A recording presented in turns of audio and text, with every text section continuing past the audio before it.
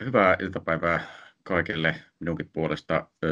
Mun nimi on tosiaan Petri Hietaharju ja työskentelen tutkijatohtorina Oulun yliopiston ympäristö- ja kemian tekniikan yksikössä säätötekniikan tutkimusryhmässä. Ja mä oon ollut Oulun yliopistolla reilut 10 vuotta hommissa ja tehnyt tutkimusta useissa eri projekteissa, lähinnä energiaan liittyen. Ja tutkimus on keskittynyt mallinnukseen, simulointiin ja optimointiin. Ja paljon olen ollut kaukolämmön kanssa tekemisissä ja väittelinkin kaukolämmön kysyntäjoustosta. Ja lisäksi viime vuosina on tullut tehtyä tutkimusta myös biokaasun parissa. Mutta tänään mä olen täällä puhumassa teille kaukolämmön ja vesihuollon sektori-integraatiosta. No, ihan aluksi muutama sana Kavenero-hankkeesta, jossa tätä kyseistä sektori-integraatiota tutkitaan. Eli kyseessä on EAKR-hanke, jonka koko nimi on Kaukolämpö- ja vesihuoltojärjestelmien energiatehokas sektori-integraatio kaupunkien vihreän siirtymän edistämisessä. Tämä hanke pyrkii sektori-integraation avulla parantamaan kaukolämmön ja vesihuollon energiatehokkuutta ja ympäristöystävällisyyttä. Hanke siis tuottaa uutta tietoa tämän sektori-integraation vaikutuksista sekä optimaalisesta toteutuksesta.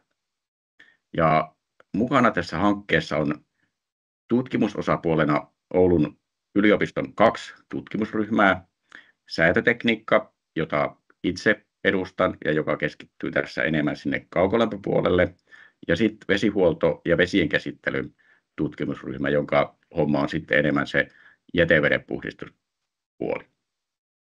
Ja lisäksi tässä on mukana paikallinen energialaitos Oulun Energia sekä paikallinen vesilaitos Oulun Vesi. Ja myös Oulun kaupunki on tässä hankkeessa mukana. No, seuraavaksi sitten hieman taustaa siitä, että miksi me tällaista sektori-integraatiota oikein tutkitaan.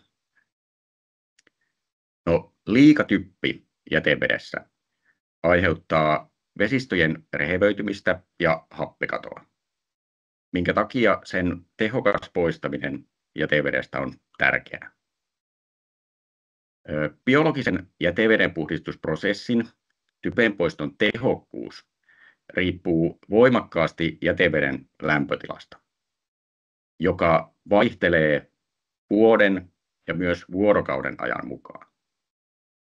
No, tämä tarkoittaa sitä, että myös tuo typenpoiston tehokkuus vaihtelee.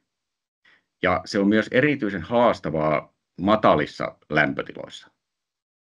Ja Suomessa kylmät olosuhteet, ne lisäävätkin typenpoiston kustannuksia. Ja tämä onkin johtanut erikoislupiin typenpoiston vaatimusten osalta. Tämä tarkoittaa sitä, että jäteveden puhdistamoilla typenpoistovelvollisuus on vain silloin, kun jäteveden lämpötila on yli 12 astetta. Eli käytännössä ainoastaan kesäisin muutaman kuukauden ajan ja lopun vuotta suurin osa jäteveden typeestä päätyy vesistöihin. Kuitenkin tulevina vuosina tämä typenpoistovelvollisuus saattaa laajentua koko vuoden ajalle. No, yksi mahdollinen ratkaisu typenpoiston tehostamiseksi on lämmittää jätevettä ennen tätä puhdistusprosessia. Ja tässä nyt voisikin tulla kyseeseen tämä sektori-integraatio kaukolämmön kanssa. Kaukolämmön paluuvesi on matalalämpöistä, mutta sitä voitaisiin hyödyntää jäteveden lämmitykseen, jonka lämpötila on vielä alhaisempi. Ja tämä ei ainoastaan parantaisi typenpoiston tehokkuutta, vaan tuo matalampi kaukolämmön paluuveden lämpötila parantaisi myös esimerkiksi yhteistuotantolaitoksissa lämmöntuotannon hyötysuhdetta ja vähentäisi sitä kautta polttoaineen kulutusta. Eli potentiaalisia hyötyjä olisi niin jäteveden puhdistuksessa kuin kaukolämmössäkin. Mutta lisäksi on myös erilaisia välillisiä vaikutuksia, joita tämänkaltainen sektori-integraatio voisi tuottaa. Hukkalämmöt, esimerkiksi teollisuudesta, datakeskuksista, elektrolyysereistä tai sitten uusiutuva energia, kuten aurinkolämpö. Nämä on usein matalalämpöisiä ja niitä on haastavaa hyödyntää kaukolämpöverkossa ilman lämpöpumppia. Ne kuitenkin soveltuisi hyvin tuonne kaukolämmön paluupuolelle lisättäväksi, mikä kuitenkin nostaa sen paluuveden lämpötilaa, mikä ei yleensä ole haluttavaa. Mutta tämä voisi kuitenkin tulla kysymykseen, mikäli sitä kaukolämmön paluuveden lämpöenergiaa hyödynnettäisiin tässä jäteveden lämmityksessä. Myös entistä matalampi kaukolämmön paluulämpötila voisi mahdollistaa tehokkaamman ja entistä matalalämpöisempien hukkalämpöjen hyödyntämisen. No, rakennuskohtainen jäteveden lämmön talteenotto on toinen tällainen välillinen vaikutus. Kaupungeissa suuri määrä lämpöä poistuu jäteveden mukana. Ja tämä lämpö voitaisiin ottaa talteen ja hyödyntää kotitalouksissa. No, tämä vähentäisi kaukolämmön kulutusta, mutta se myös alentaisi jäteveden lämpötilaa entisestään, mikä taas heikentäisi typenpoiston tehokkuutta siellä jäteveden puhdistamolla. Mutta tämän sektori-integraation mukana tuova jäteveden lämmitys voisi kuitenkin mahdollistaa tällaisen laajamittaisen rakennuskohtaisen jäteveden lämmön talteenoton toteutuksen.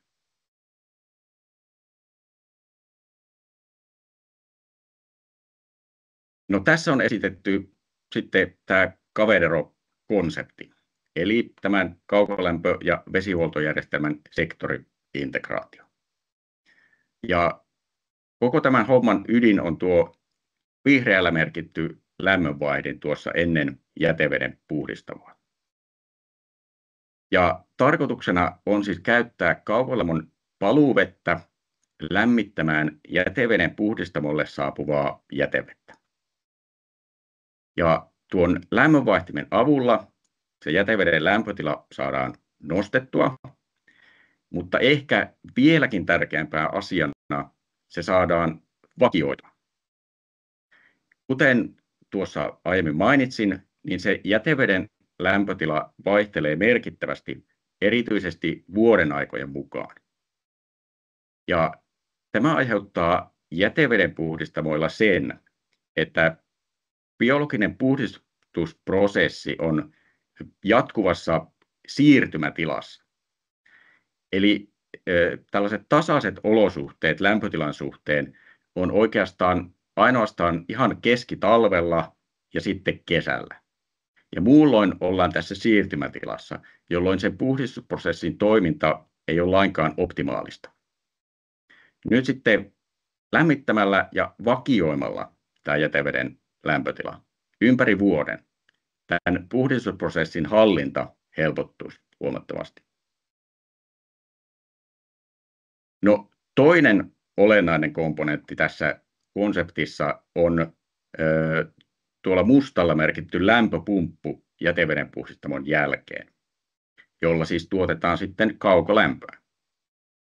Eli nyt kun me lämmitetään sitä jätevettä, niin meidän täytyy ottaa se lämpö talteen sieltä puhdistetusta jätevedestä, sillä lämpö itsessään on myös ympäristöhaitta.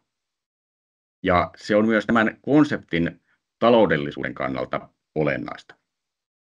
Ja lisäksi tuosta lämmitetystä jätevedestä on myös saatavilla huomattavasti suurempi määrä lämpöenergiaa kuin nykyisillä jäteveden lämpötiloilla. No, lisäksi tässä konseptissa on mukana jo aiemmin mainitut rakennuskohtainen jäteveden lämmön talteenotto sekä matalalämpöisen uusiutuvan energian tai hukkalämmön lisääminen tuonne kaukolämmön paluupuolelle. No, kuten tässä on tullut ilmi, niin tämän tyyppisellä sektori-integraatiolla voi olla useita positiivisia vaikutuksia niin kaukolämpö- kuin vesihuoltojärjestelmänkin kannalta. Mutta taloudellisten ja ympäristöllisten vaikutusten arvioiminen on kuitenkin haastavaa, sillä se vaatii useiden eri prosessien yhteisvaikutusten tarkastelua. Ja siksi tässä hankkeessa me hyödynnetäänkin mallinnusta ja simulointia, mikä mahdollistaa erilaisten skenaarioiden kustannustehokkaan tarkastelun ja optimaalisen sektori-integraation toteutuksen löytämisen.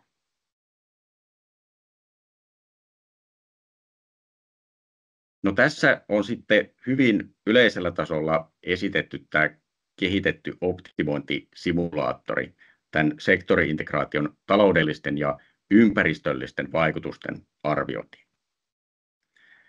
Ja tämän simulaattorin toteutus on modulaarinen ja parametrisoitu.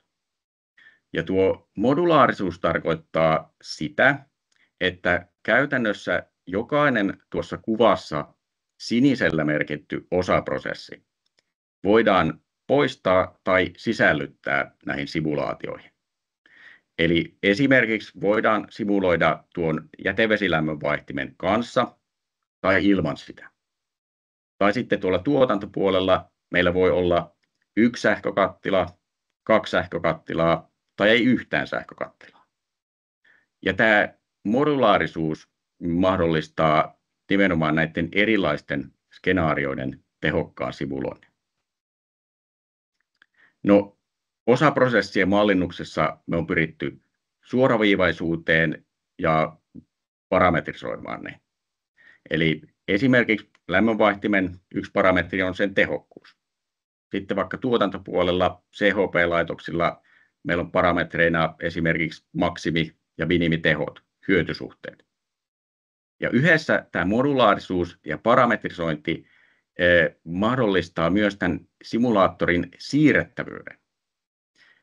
Tässä hankkeessa me ensisijaisesti tarkastellaan Oulun kaupunkia, mutta tavoitteena on se, että tätä simulaattoria voidaan mahdollisimman pienellä lisätyöllä soveltaa tämän sektori-integraation simulointiin myös muissa kaupungeissa. No, kaukolämmön osalta tässä simulaattorissa on mallinnettu sekä kulutus että tuotanto tuntitasolla. Ja se optimointiongelma, joka tästä tulee, joka on siis tuotannon ajoitusongelma, se muotoillaan joukoksi lineaarisia rajoitteita ja ratkaistaan käyttäen lineaarista sekalukuoptimointia, eli milppiä. Ja perusrajoitteena siellä on ihan energiatase, eli tuotannon ja kulutuksen täytyy täsmätä. Ja kustannusfunktio minimoi tuotantokustannukset, mikä tarkoittaa, että päästöille on myös hinta. Ja tämän perusteella voidaan sitten laskea kustannukset ja päästöt kaukolämpöjärjestelmän osalta. No, olennaista on tietysti huomioida tämän sektori-integraation vaikutus myös siellä jäteveden puhdistamolla. Eli myös jäteveden puhdistamolta saadaan laskettua kustannukset ja päästöt, kun tiedetään sen jäteveden lämpötilan vaikutus esimerkiksi siihen typenpoistotehokkuuteen, ilmastuksen energiankulutukseen tai kemikaalien kulutukseen.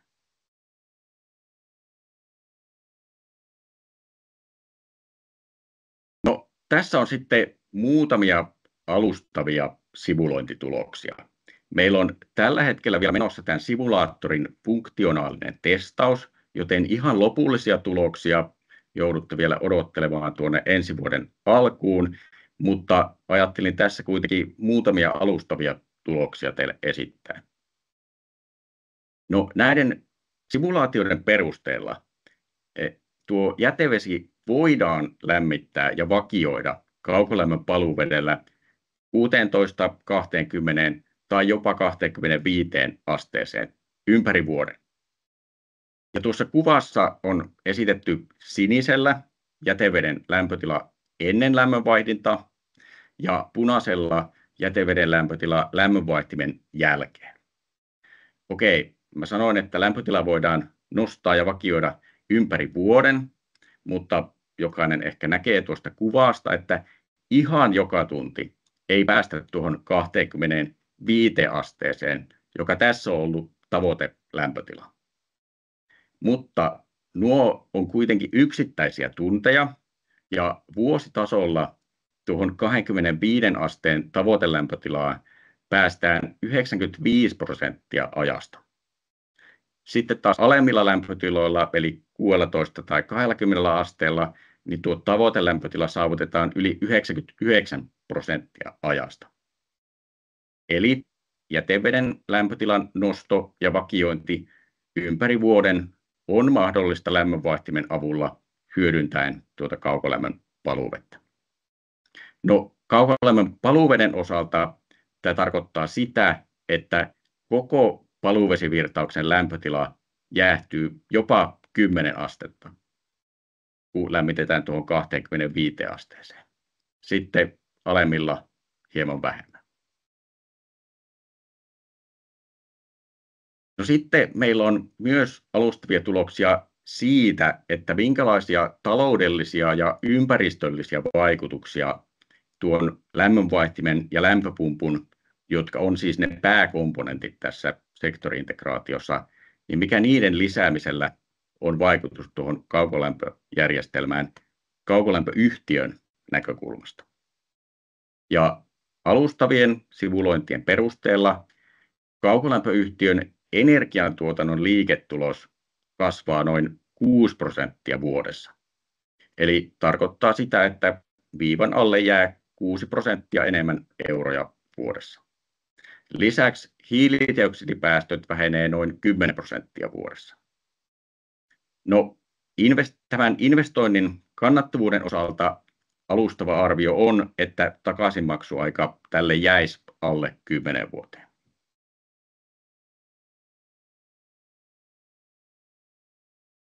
No tuossa edellä oli alustavia simulointituloksia lähinnä kaukolämpöjärjestelmän osalta.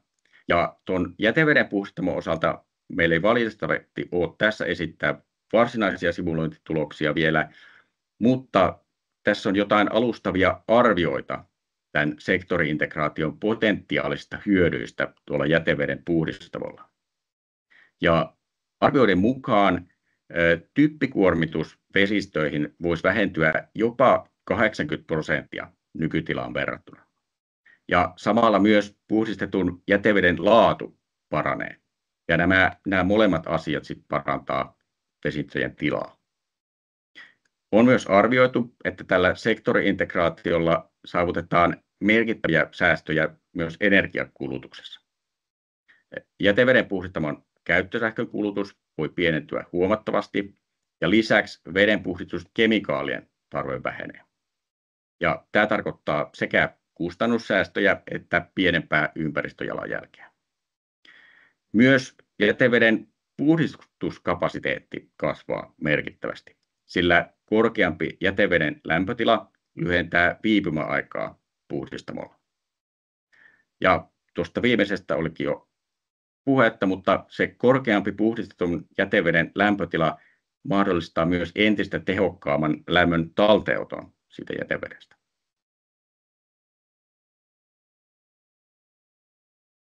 No, tässä vielä yhteenveto siitä, mitä juuri kuulitte. Eli esittin teille uuden tyyppisen kaukolämpö- ja vesihuoltojärjestelmän sektori-integraation, jossa ideana on lämmittää ja vakioida jäteveden puhdistukseen menevän jäteveden lämpötila hyödyntäen kaukolämmön paluuvettä. Tämän sektori-integraation taloudellisten ja ympäristöllisten vaikutusten arviointiin on kehitetty optimointisimulaattori. Ja tämä simulaattori on modulaarinen ja parametrisoitu, mikä mahdollistaa erilaisten simulaatioskenaarioiden tehokkaan tarkastelun sekä myös tuon simulaattorin siirrettävyyden.